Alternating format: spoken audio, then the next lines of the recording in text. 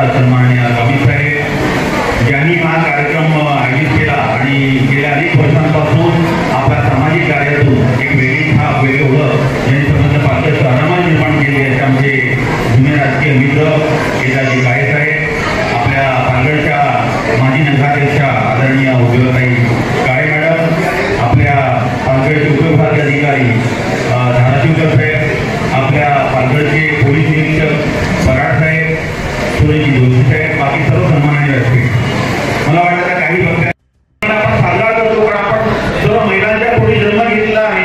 कोणते भाऊ आहे, कोणाचा बहिणीचा भाऊ आहे, एखादा मातेचा मुलगा आहे, एका आईचा मुलगा आहे किंवा वेगवेगळ्या रूपामध्ये स्त्रीचं आपण दातृत्व आतापर्यंत बघितलेलं आहे. त्यामुळे आपण असं जागतिक महिला दिवस साजरा करताना अतिशय जल्लोषपूर्ण साजरा केला पाहिजे.